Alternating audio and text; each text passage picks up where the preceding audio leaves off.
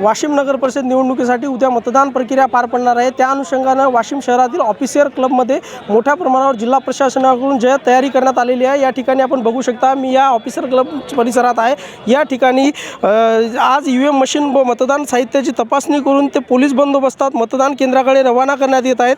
जिल्हा प्रशासनाच्या वतीने निवडणुकीची सर्व तयारी पूर्ण करण्यात येत आहे।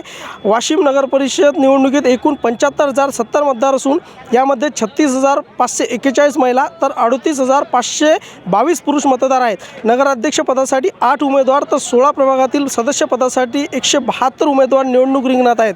16 प्रभागांसाठी 81 मतदान केंद्रावर मतदान प्रक्रिया पार पडणार आहे।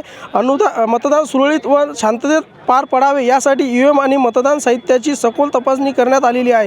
त्यानंतर हे साहित्य कडोकड पोलीस बंदोबस्तात मतदान केंद्रावर नेण्यात येत आहेत। या ठिकाणी तैनात करण्यात आलेल्या पोलीस बंदोबस्तामध्ये वेगवेगळ्या प्रकारे पोलीस अधिकारी, कर्मचारी, विविध पोलीस फोर्सचा या ठिकाणी समावेश करण्यात आलेला आहे। मात्र येत्या 21 डिसेंबर रोजी ही मतमोजणी या ठिकाणी होणार आहे। नेमकं त्यावेळेस नगराध्यक्ष पदाची माळ कोणाच्या गळ्यात पडणार हे आता येत्या 21 तारखेलाच बघावं लागणार आहे। साजन धाबे, NDTV मराठी, वाशिम।